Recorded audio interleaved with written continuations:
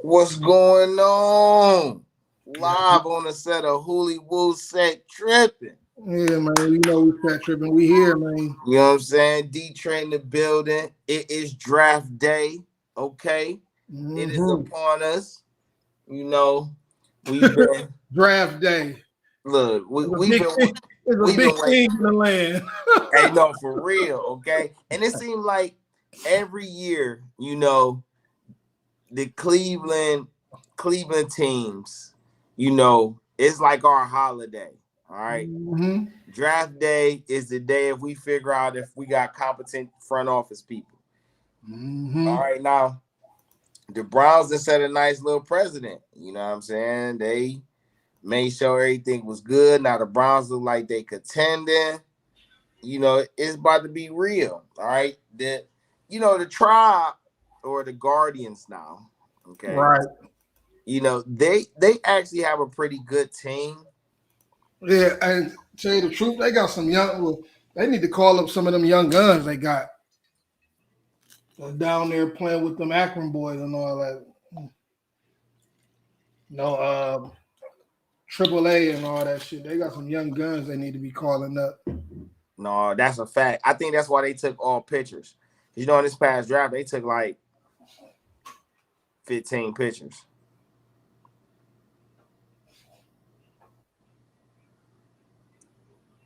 Yeah, wait.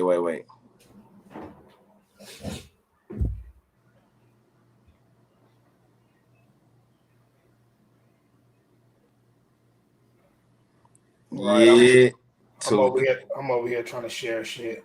No, you cool, cause I'm gonna be on right behind you sharing it. I'm looking like what's one of these pages?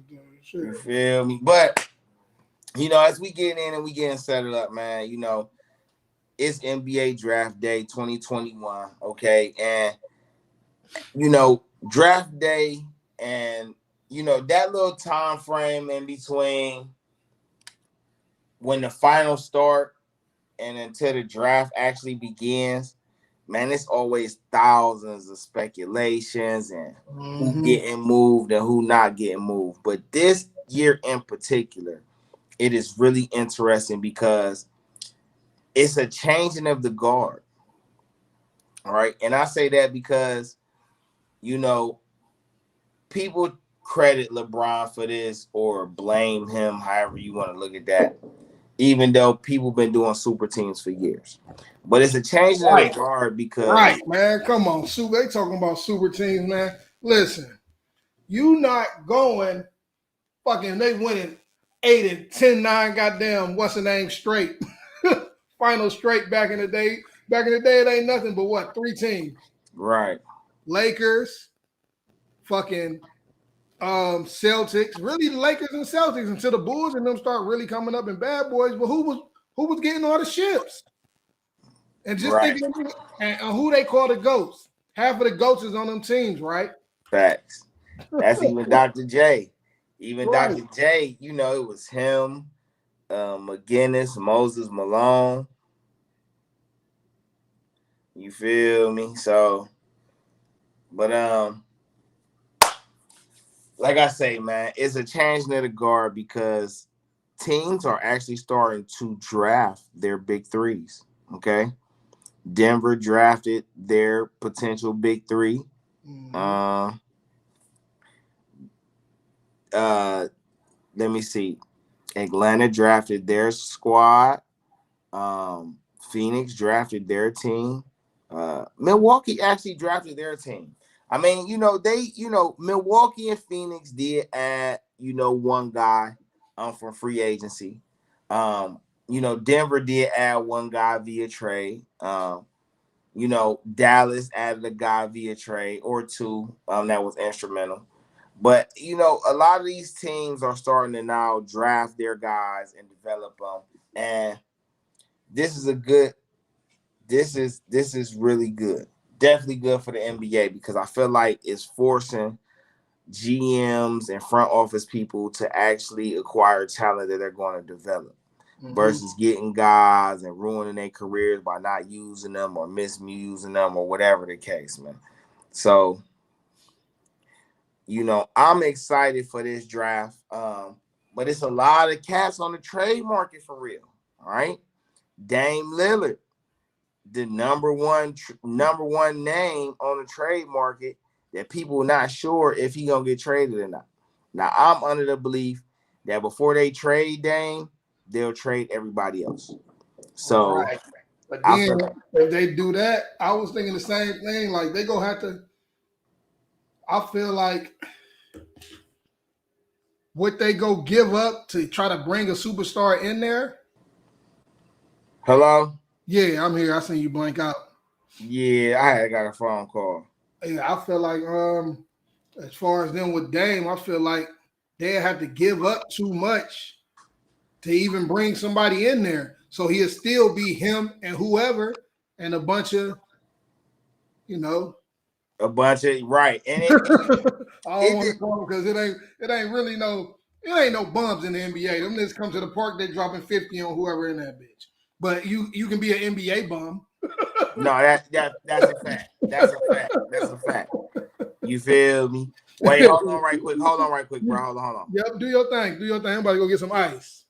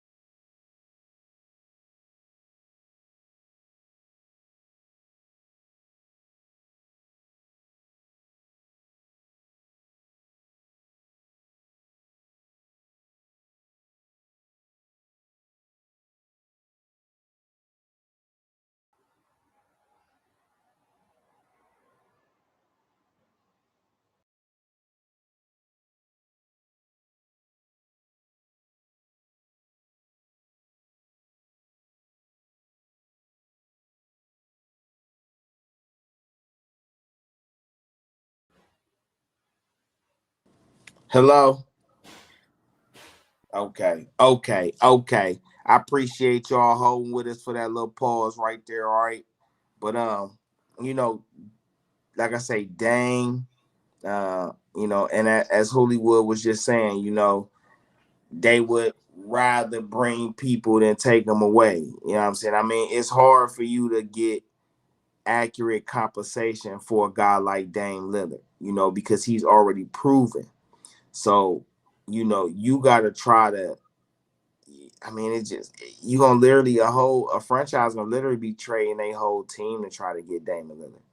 You know what I'm saying? And that don't really work unless you already got a piece on your team that can go with Lillard to really help put them over the top. Ben Simmons is another player named heavy on the trade and block radars. Philly then all then came out and said everything, but we about to trade him this offseason.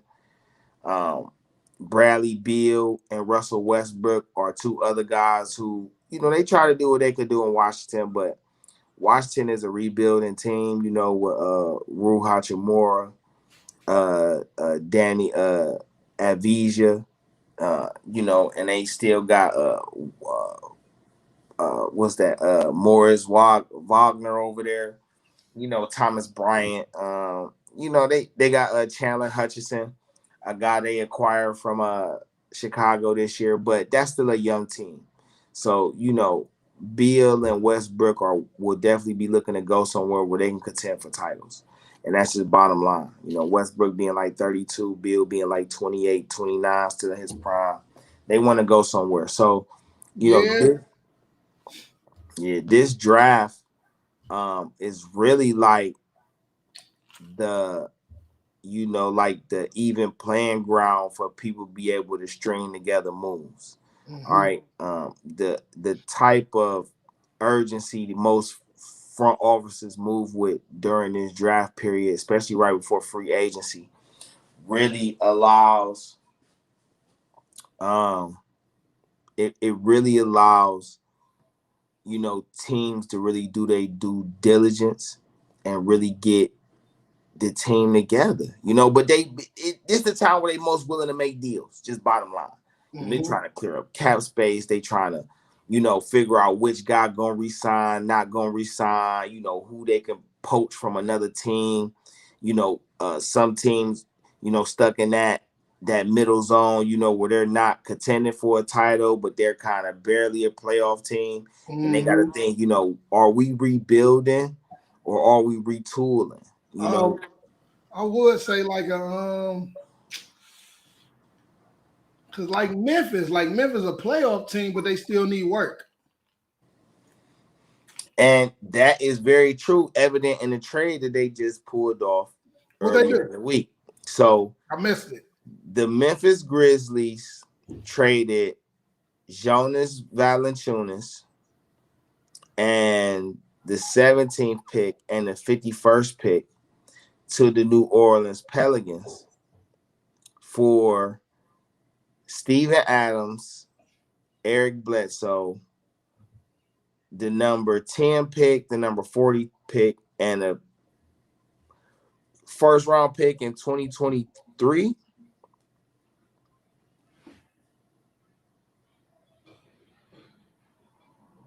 Oh, so breaking news, ESPN breaking news. Right now?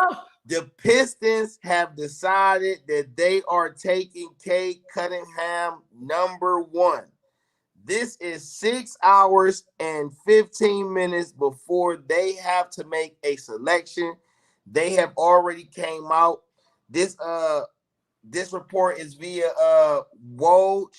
You know, everybody Retweet know that. You on Woj, Twitter? man. Well, I'm getting it from the ESPN app right now. Oh, you on the app? I'm about to get on. It's on the ESPN app right now. I'm gonna Probably, go ahead I'll follow put it on. on Zoo and see what's going on. But yes, Cade Cunningham. There's no more speculation. Now, this just basically proved me wrong. Okay, I'm gonna go ahead and say this now. Yeah, he just I'm about to he tweeting his bitch ass going crazy right now on Twitter. Hey, you know, because I said, hey, Cade Cunningham will probably go second. You know, I looked at it as the NBA of business to have Jalen Green go number 1 overall. It's a wrap now. But they still can be bluffing. They ain't bluffing. They still can be bluffing, man. They ain't bluffing, bro. They ain't bluffing. You say, all right. It's a wrap. And I'm going to tell you why Detroit did this early. Because Detroit, by taking Cade Cunningham, Detroit just told me they're trying to win now. Cade Cunningham is the one prospect out of this whole lottery. I ain't going to say out the whole draft, but out of this lottery of projected prospects that is a win now player. You put Cade in right now, Cade getting you 30 wins by itself. That's my opinion. So they drafted Killian Hayes last year, who turned out to be a great point guard defensively and being a facilitator. He has a decent shot. He definitely can break down people off the dribble. But he, with Cade Cunningham, who I think Cade is going to play the 2 most likely, the shooting guard, the guy who they building the team around. Now, it tells me, though, that they're about to make a lot of trades. I personally think Jeremy Grant with Cade Cunningham is fire. But also I understand that they have Sadiq Bey, who showed out that he could be a good starter right now, you know, as a 20-year-old. So with Killian, Cade, and then now you have Sadiq Bey. They did draft Isaiah Stewart. They still have Jahlil Okafor on the roster. So it'll be interesting to see what they do with the big man position. You know, Jeremy Grant could play the 4. I think ideally that would be the smartest move for them. You know, Killian Hayes at the point, Cade Cunningham at the 2, Sadiq Bey at the 3, Jeremy Grant at the 4, Isaiah Stewart at the 5, or Jahlil Okafor at the 5. But I think they'll do Isaiah because Isaiah is a defensive guy with a growing offensive game. But Jeremy Grant, Cade Cunningham, have real offensive scoring games. Sadiq Bey is a shooter. Killian is a facilitator. So they, that lineup, could have contended with Boston and Washington for the 7th, 8th, and who was that? Charlotte and Indiana for the 9th and 10th spots. I think that selection definitely puts them in that playing field. Mm-hmm. Now the draft is all up to Houston. Pretty much. All right. What is Houston gonna do? Now I think Houston gotta get they need to leave Mobley the fuck alone. They need to leave Mobley alone. They need to. What's up, bro? I'm on live right now and shit. And stop calling so fucking late. You don't never call during the day. You said what? You said you was by my house.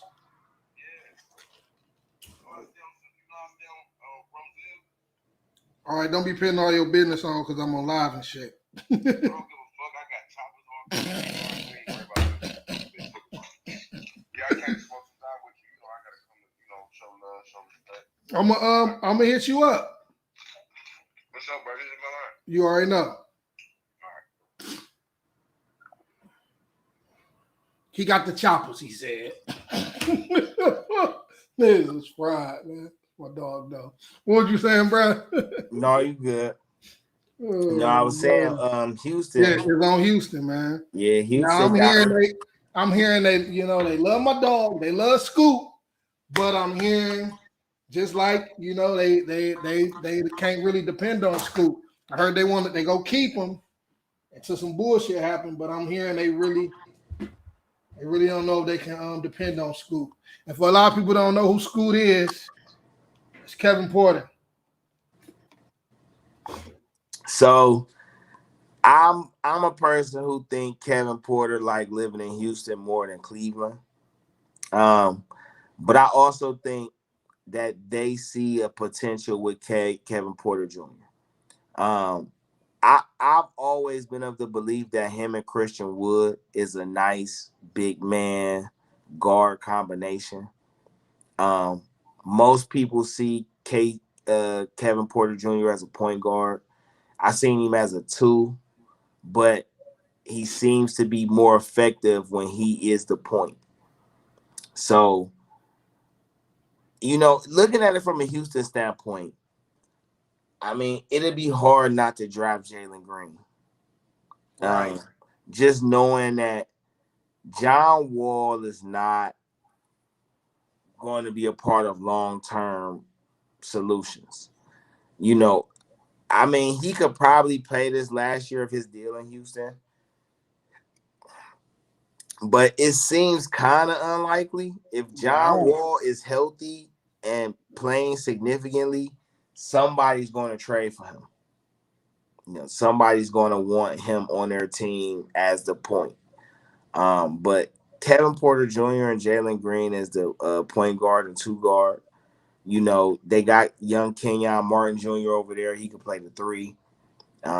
Christian Wood playing that 4 or 5 role. I don't really, Houston been playing small ball so long, man. It's just hard for me to believe that they just gonna go Twin Tower.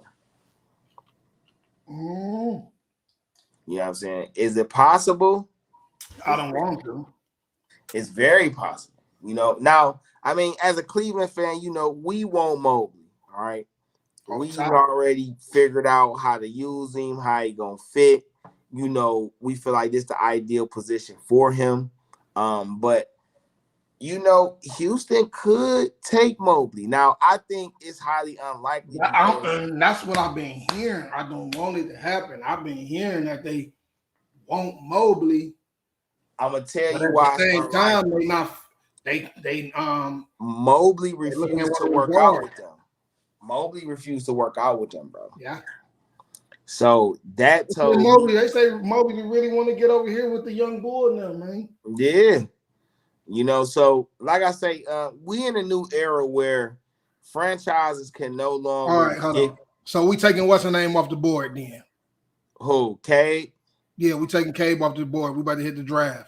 Okay, yeah, no, go ahead, bro it up. Go ahead. Boom, Cade off the board.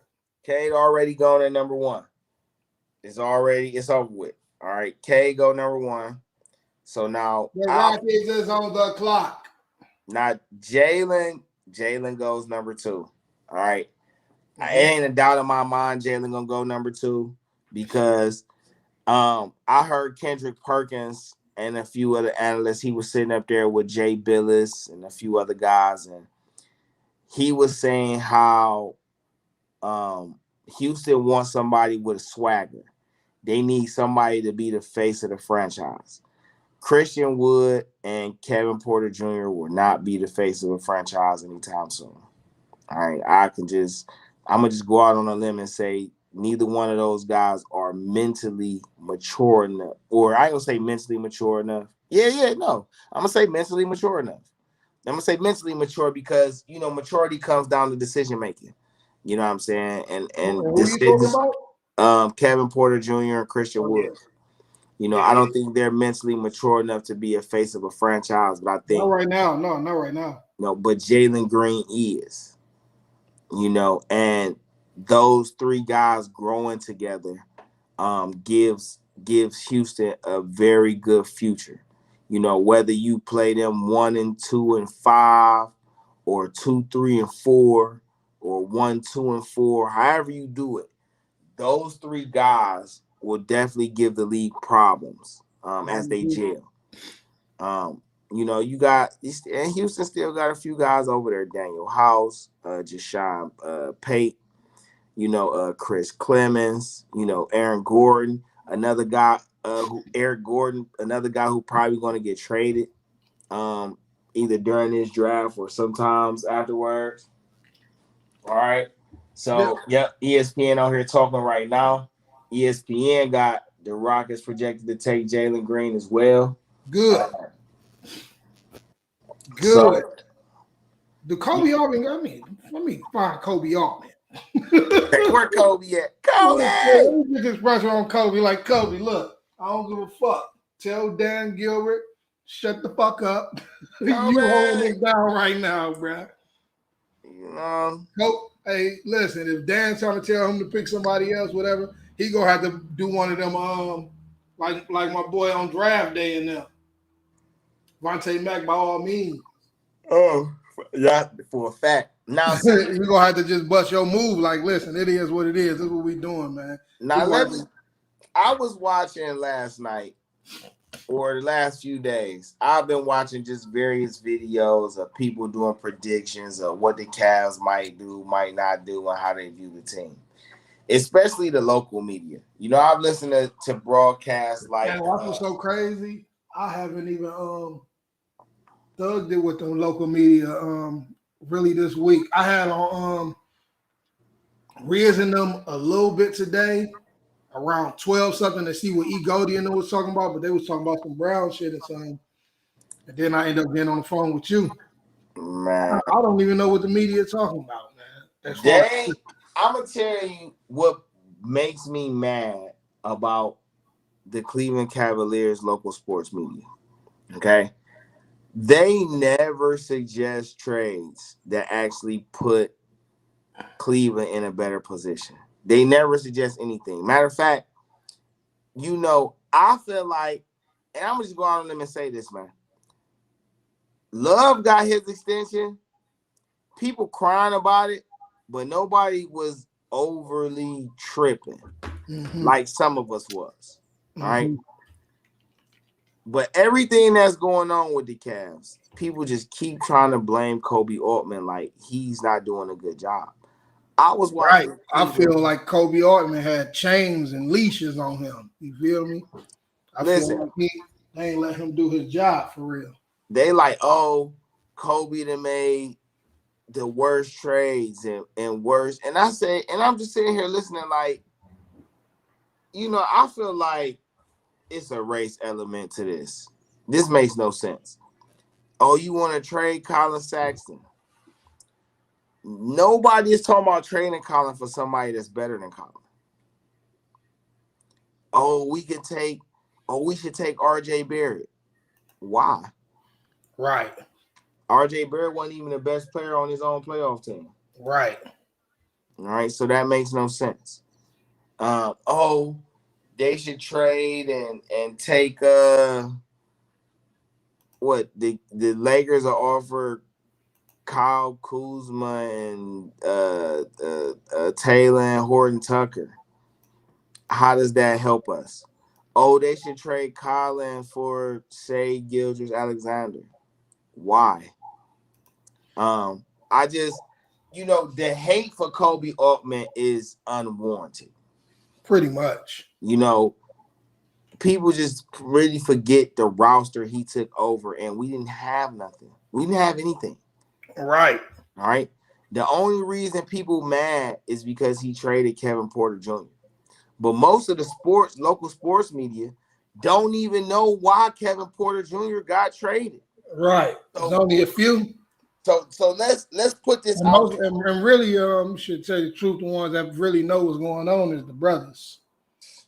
So let's really put out here why Kevin Porter Jr. got traded for a top 55 protected second round pick. We ain't gonna put it all out there. We gonna put some out there. I ain't gonna put it all out there. Kevin Porter got into multiple incidents within a 45-day span. Hey, listen, he was out here wilding. This is the land. I'm gonna tell you something. That's my dog. And I got posts when we first got him. I'm like, man, I just want him to keep his head on straight. You know what I'm saying? I was happy. You know how I was when I got him. I'm like, we got the best player in the draft. I'm like, we got the best player in the draft. He just got to keep his head on straight. And he was getting in so much shit out here that the Cavs was sweeping under the rug. A lot of shit, and it hit the news once or some little shit, then next thing you know, it disappeared. Like the Cavs was really looking out for him. But that last straw with that throwing the food and all that over the locker, yeah, I know. Locker? But come on, man. This is a locker, and the shit we going through with you right now, Playboy, that's the last thing that need to be on your mind. You feel me? So I wasn't even mad at him. Because I know why. You know what I'm saying? I know why they got rid of him. Because I thought they was bingo get rid of him. But they was still having faith in him. They just like, it's just a couple things we got to knock off right now to make sure, you know what I'm saying, you good and that shit don't come back on us. The Cavs was looking out for him on the legal side and everything. And guess what? They still looked out for him because he is Houston scot-free. Mm-hmm. Man, let me tell you something. If the Cavs wasn't looking out for KPJ, he wouldn't even be playing basketball. He'd be in jail. He'd be in jail. Off top. He'd be in jail. So for everybody getting mad at Cleveland for that, understand, nobody was about to trade for KPJ and they couldn't keep him on the team. They couldn't just straight release him. All right. So and that was gonna happen. They was talking about just releasing him. Houston like, hey, yeah, we'll take this flyer on you, man. Houston they just lost James Harden. All right, they had to take the flyer. So for all these people who just trying to blame Kobe and saying he making shitty deals, you got to remember that Cleveland had no culture at all. Cleveland has no culture, and that's what I like about JB. JB trying to build one with them. You know what I'm saying? And that culture starts with Colin Sexton. Okay. For all those who don't know, who don't want to believe it, the Cavs are literally building a team around Colin Sexton. Wait, bro, why your screen still dark? Mine? Yeah. Yours and the draft screen. For real? That got to be your shit. Let me see something right quick. Yeah, I'm about to say that got to be you because I'm on what's the name right now. Did it just switch up on you? No, it didn't. It's still dark. Your box blank. And whatchamacallit. Everything I'm watching it on YouTube, and I just went to what's the name and watching it. Everything looked good. All right, cool. I'm about to want me to see you an invite back. We just gonna keep rolling. You know, I'm talking about you can check out and come right back in while we live. For real? I ain't gotta end it. Yeah, you can end it and hit the link again and come right back in. Oh, I'm about to do that right now. Come on, phone. Oh, clearly, I was about to say it's clearly my phone. Yeah, because I about to say we good over here. I see everything. If somebody else watching, y'all see everything good? Because I'm straight. And I stay in the graveyard.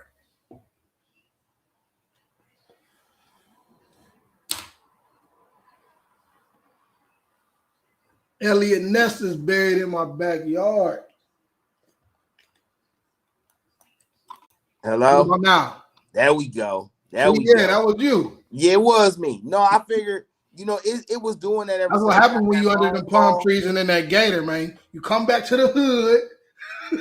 Come back to the hood, man, and you gonna be all right. We got a little bit of good Wi-Fi over here. Ain't no palm trees. A rat outside didn't chase my Amazon, man. He walking up and I just see him take off. He's like, oh shit, big ass rat. I'm like, oh man. I'm like, man, listen. Live from the land, okay? Look, it's a jungle up there too. If you don't know. Chase my Amazon, man. All right, man. Let's get back on it. So, but yeah, so they did what they like. I say, Colin Saxton. The whole culture change starts with Colin. All right, we gotta highlight things that the Cavalier organization has never. All right, not ever, not since Austin Carr, not since Ron Harper, Danny Ferry, not since Mark Price, not since Zajunas Ilgauskas, not since LeBron. The Cavs have never been known to develop players. Right. The Cavaliers have never been known to have a true identity of how they play. We got rid of all of them, man. You know what I'm saying? So when they drafted Colin Saxton and then they turned around and drafted Darius Garland the next year, Kobe Altman said he see these two as the backcourt of the future. Now, when he first said it, we all, even myself, was like, I don't know how that's going to work. It all depends. Why? A big part of that had to do with Darius Garland not being able to play that much during his first season, which was Colin's second season. So as Colin starting to come into his own, Darius still trying to find his footing. Last off season, we drafted Isaac Okoro. All right, Isaac Okoro is a two-way player. I hope, you know what? I hope. Well, how old is Isaac? Isaac 20, bro. 20? So listen, me. Oh, he probably done growing, huh? Me, Isaac, and Garland's birthday is all in an 8-day span. Because Garland's birthday like January 22nd, mine's the 24th, and Okoro's is the 28th. All right. So, I probably wasn't necessary information, but it just tells me a lot about the personality. All right. And if you know anything about Aquariuses, all right, let me tell you, Michael Jordan is an Aquarius. We're just gonna put the biggest Aquarius out there. All right. We are relentless. We love to get better. Y'all know I fucks with y'all, In my Pisces, we rock with y'all, man. You know what I'm saying? We do a lot of creating together, man. That's a fact. I've been creating with Aquarius my whole life, making shit happen. Look. They be playing games. I'll be like, you know what? I know somebody that'll do it. A lot of them Aquarius, too. You know what I'm saying? Shout out. I got you, bruh. Even though when they ain't feeling like it, I got you, bro. I got you. It's just what we do. You feel me? And I just feel like they know we gonna do the same for them, though. No, that's a fact. That's a fact. You know what I'm saying? And Okoro allows. The way I looked at the team last year is that Isaac Okoro allowed Garland and Saxton to be free. Mm-hmm. All right, because Okoro's going to check the best wing player. All right. When they made the trade and added Jarrett Allen to this team, they would have looked a lot better and been a lot more contending if Kevin Love wasn't acting like a bitch. And that's just the bottom line. Kevin Love literally, I feel like, was the biggest reason the Cavs didn't look like they took a step up this year. Even though if you ask teams around the league, They'll tell you, hey Oh man. yeah, they love DG and what's the name and Colin. Like y'all tripping, bring them over here. And you know what's so crazy though, and that's what one thing because Kobe was dependent on Kevin Love. You know, they was dependent on Kevin Love to be that role. You know what I'm saying? Get his little 20 plus. You know what I'm saying? His little Right. rebounds and do that. That's all they wanted. But That's all they wanted. Get your little usual. You ain't got to do too much. Get your usual and and bring we'll figure it these out. young boys up with you. You feel me? Mm-hmm. That's all they wanted from him. And you know, like I tell you, Kevin Love, my dog, always been since UCLA. But man, But I he want to gotta thank Kevin go. Love. I want to He, thank him. he gotta go. I want to thank Kevin Love. All right. And I'm not even lying. I'm not of the mindset Kevin Love gotta go now. I was of it, but now that because his antics and his uh unavailability has allowed us to get the third pick, I'm totally fine with Kevin Love coming off the bench. Yeah, Right? but he's not gonna want to come off the bench. I don't care what Kevin Love wants. We want him to play, and he ain't play. So come off the bench. If you want some trade value, all right. Listen. You just went to the Olympics and found out that you're not half the player you used to be. All right. Mm-hmm. You just found that out amongst all the stars. Now, part of me feel like, hey, Steve Kerr might have said, hey, bro, we get you over to Golden State. You feel For me? real though. And that's probably a good place for him. But in order Yeah, it for him to do is. that, He gonna have to come off that pine over there, but he can go over there and do his what was my boy name? Jesus, Ray Allen. oh yeah. I mean, I He not starting over there. Love probably will start over there because they need a stretch four in order to let Wiseman run you know what I'm saying, actually hold it down in the paint. Like him and Draymond will hold it down there, and then you can kind of stretch Love out. You know, Love could be a backside rebounder. But, he probably would come off the bench over there, though. I definitely wouldn't doubt it. But I wouldn't be shocked if he started over there. But I'm not even of the logic that he's going to get bought out. I think Kobe going to make him ride that contract out. And I don't blame him. Because I look at it as if I start Jared Allen and Evan Mobley and then follow up off the bench with Kevin Love and Larry Nance, I got a pretty good big man rotation. Oh, definitely. You know what I'm saying? I could argue I got one of the most talented big man rotations in the league. Listen. Yeah, let's who we going with for these Rockets? Because we about to get to our Cavs. We talking about our Cavs. We might as well get these out the way. Okay. Rocket. So Jalen Green goes to the Rockets. He going to the Rockets? He going to the Rockets. Jalen Green is out of here. No Shrugs, no Mobley. No They taking him. All right. So, yep, Houston taking him off top. Cavs on the clock. All right, so much love from the Philippines, man. Appreciate it. So okay, so since we own them right now, scroll up on a roster. You got Kevin Love making $30 million this year, $31 million this year, $29 next year. You got Taurean Prince on the last year of his deal making $15. You can see all that, bro? I can. Jared Allen, he's a restricted free agent. The consensus is the Cleveland's going to give him over $100 million. And I doubt it. I'm going to just be honest with you. I doubt if he gets over $100 million. But 5 years, $100 million, 4 years, $100 million. Of course, he will probably push forward because he won't, but I think he's going to get the 5. I think $20 million a year for what he's shown he could do right now is more than generous.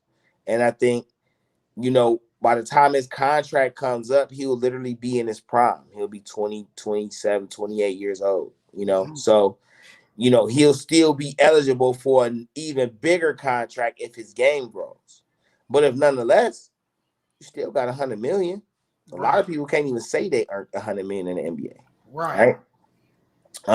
We got somebody watching from the Philippines. Much love to the Philippines, man. Man, welcome, man. Appreciate you tuning in. Definitely put in some suggestions. Feel free to interact. You know what I mean? This is what we do. All right. So, Kevin, if you don't calm down,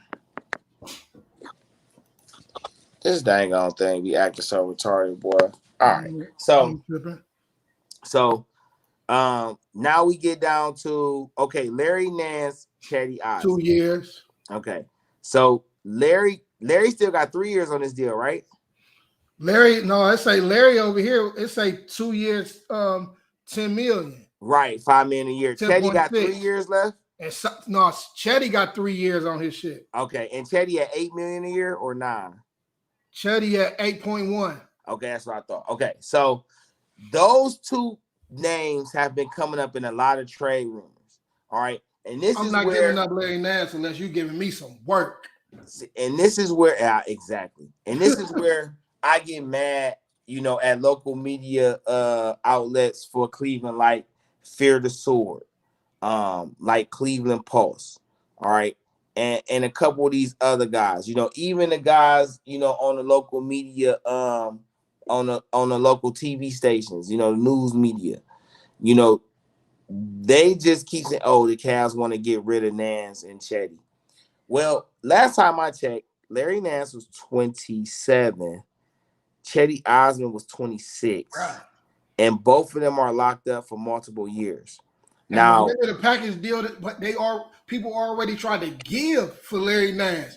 And they told them kick rocks, he ain't going nowhere. I mean, he a core piece because they tried to get. We could have had some work for Larry Nance, some shit, but I still wouldn't have gave it up. Wait, what was some of the offers you heard? What was that?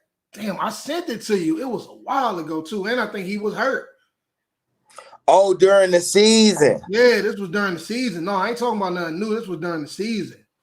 During the season. Shit, I had to go on Twitter. No, I think. But remember, it was a mean trade, and everybody like do it. I'm like, hell no, man. Now, see, because Larry could play any position in the front and he court, getting better on his shooting. He stay healthy. It's a problem.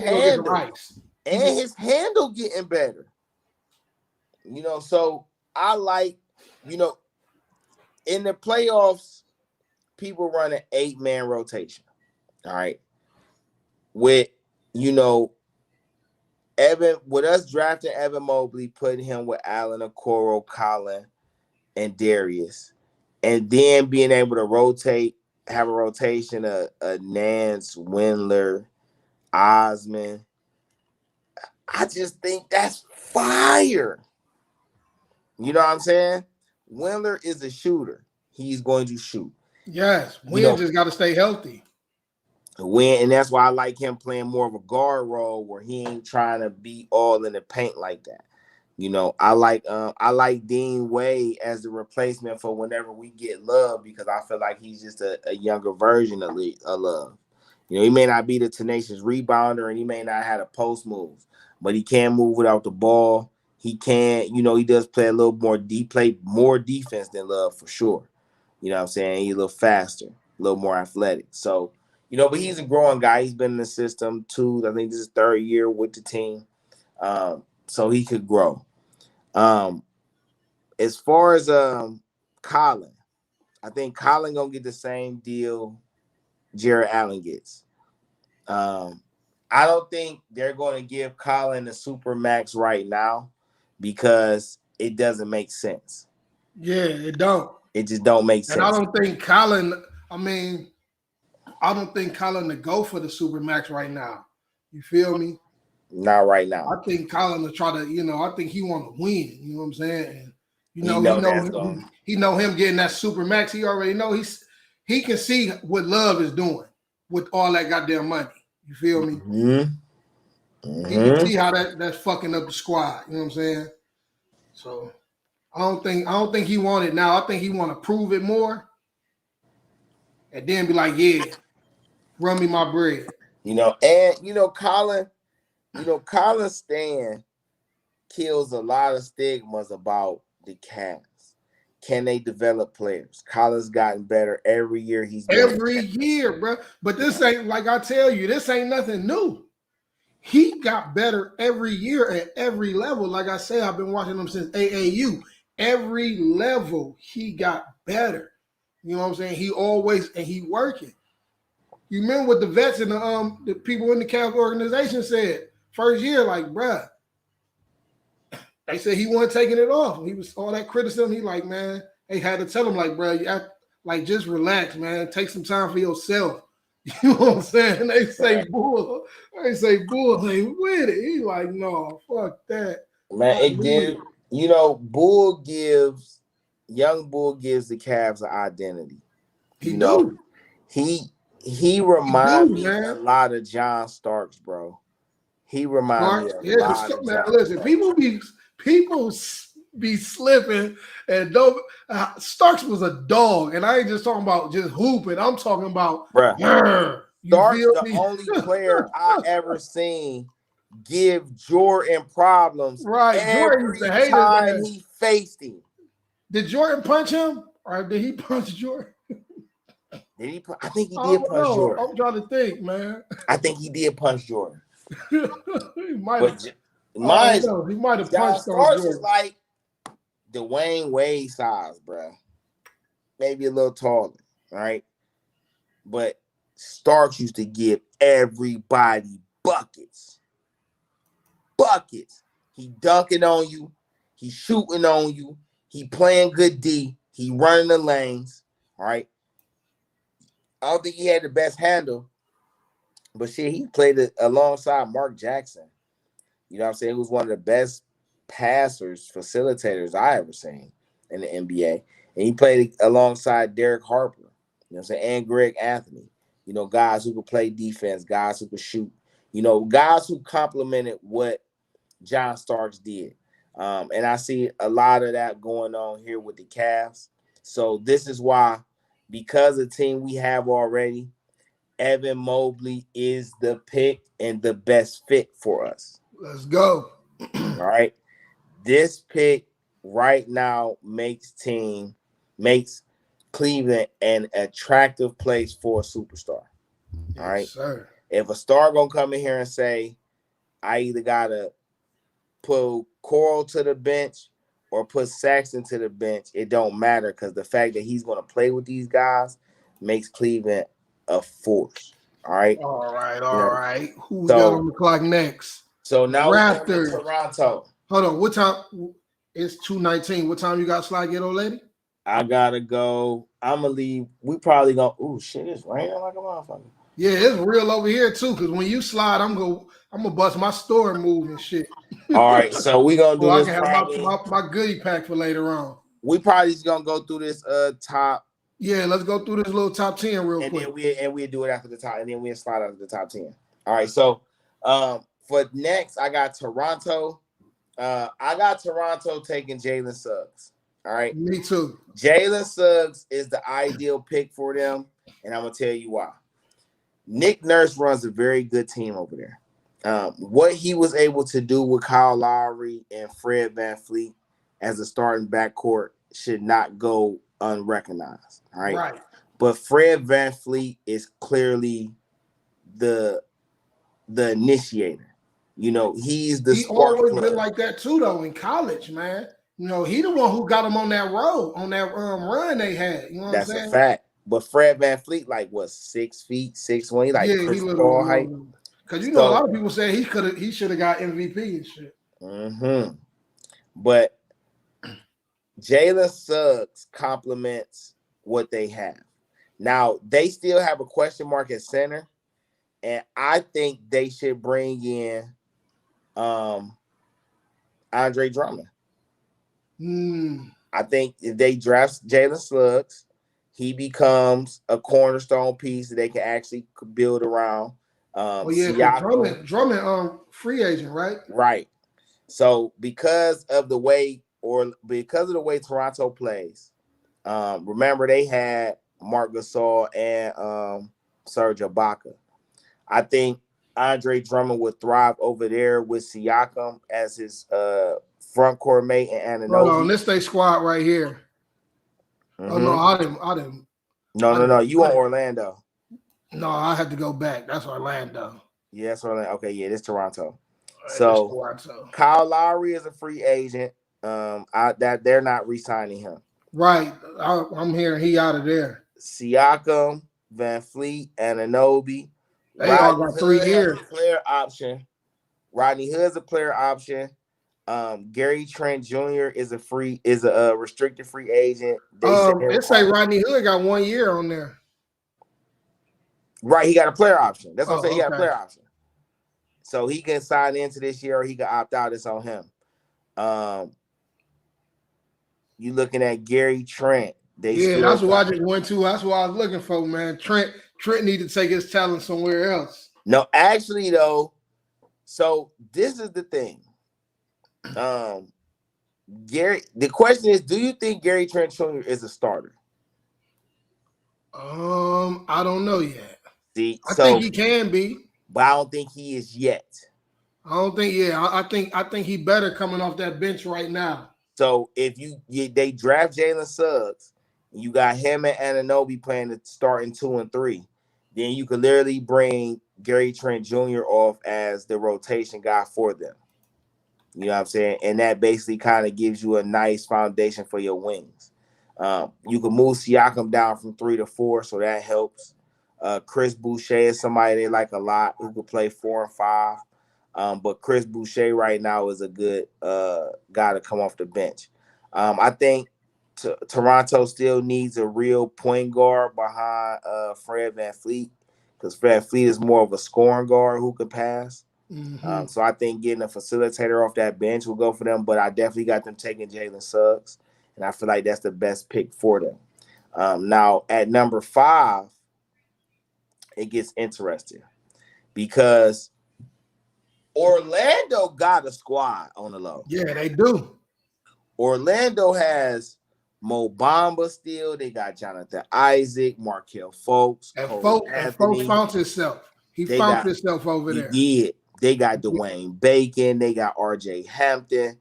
James Ennis. I think James Ennis is on the last year of his deal. Ain't him and Michael? It's a free agent. Yep. Yep. Him and Michael Carter Williams, and they got Wendell Carter. Say Michael Carter Williams got 1 year. Okay, and they got Wendell Carter. So, in my opinion, Orlando doesn't. They're like the Cavs. They need a centerpiece. All right. Now, just hypothetically speaking, if Mobley goes second, hold on right quick.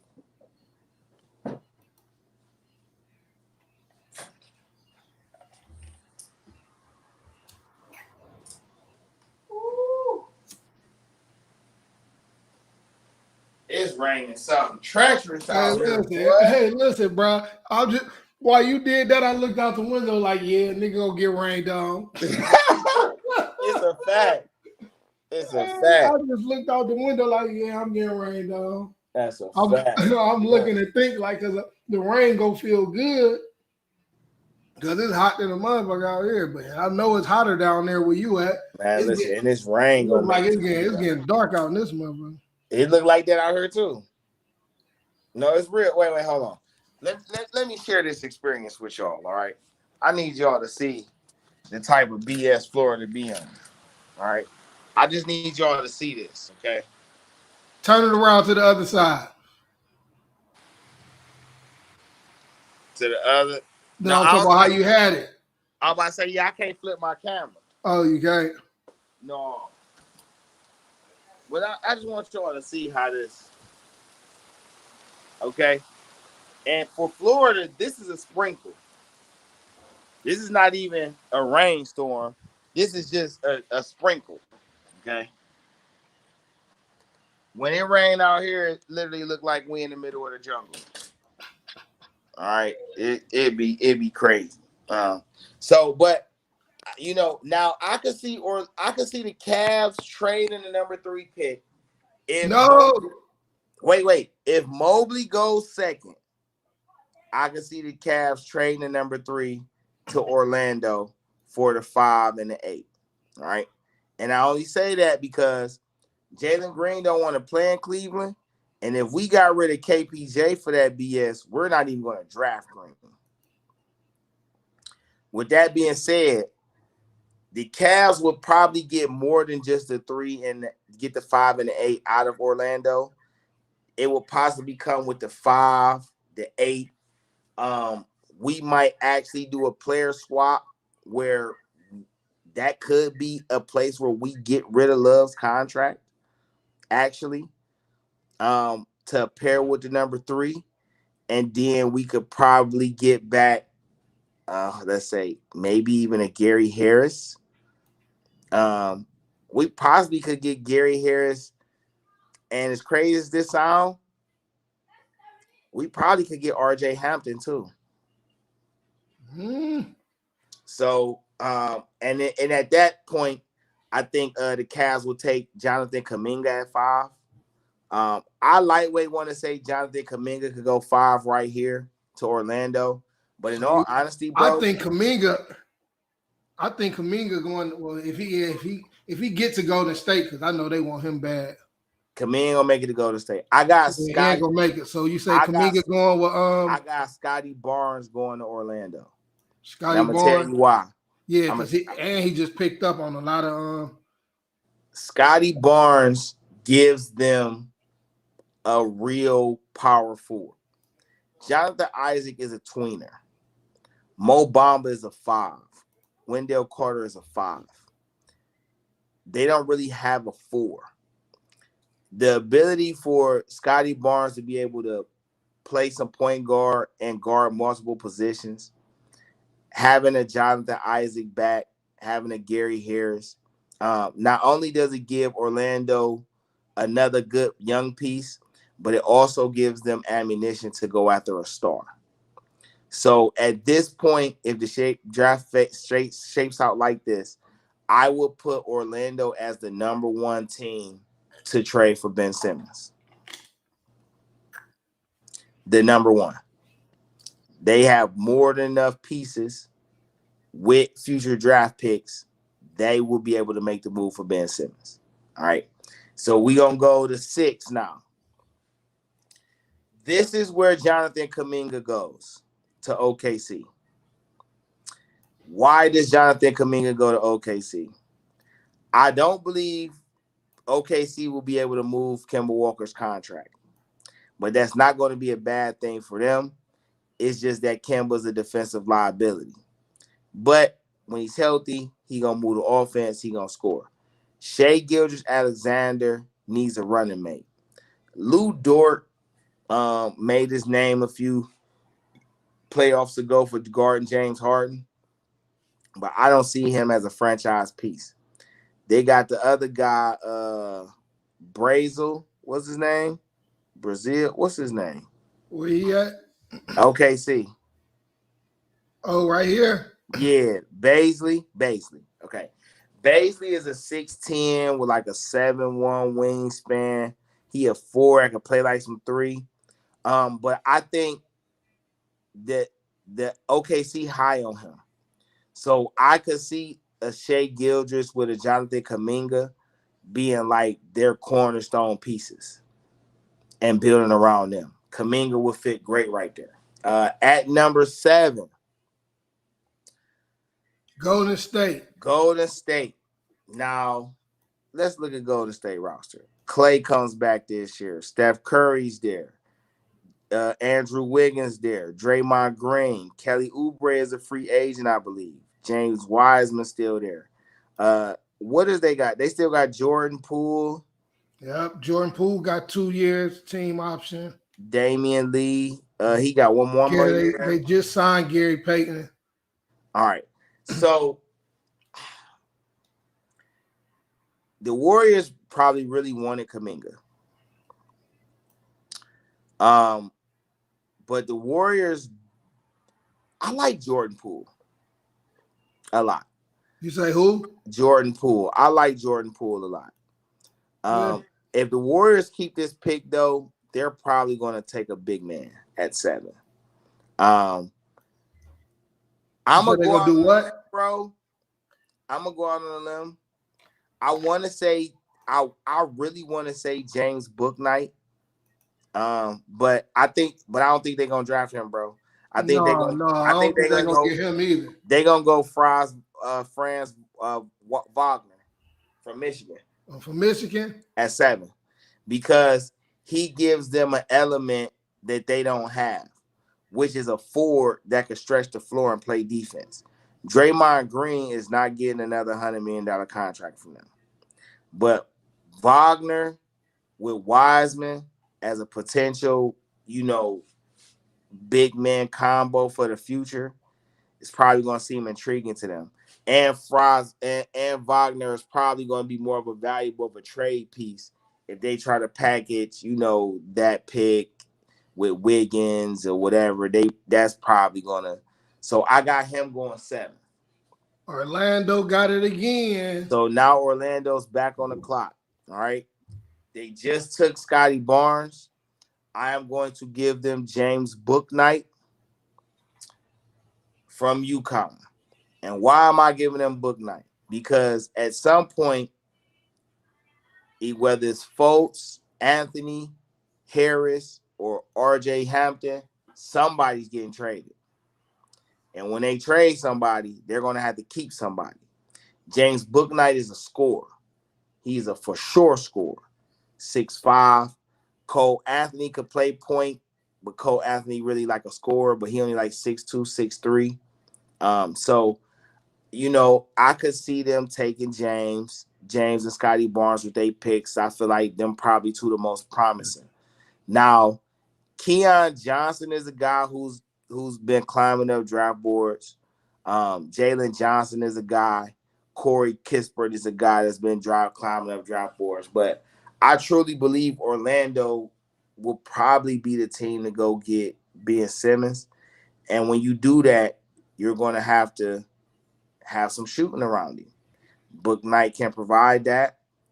In a trade for Ben Simmons, they're probably going to have to give up a Gary Harris, a pick. They're probably going to have to either give up, probably not Markelle Fultz, but they might have to give up Cole Anthony, and even steal another player, whether it be Bamba or Wendell Carter or even Jonathan Isaac.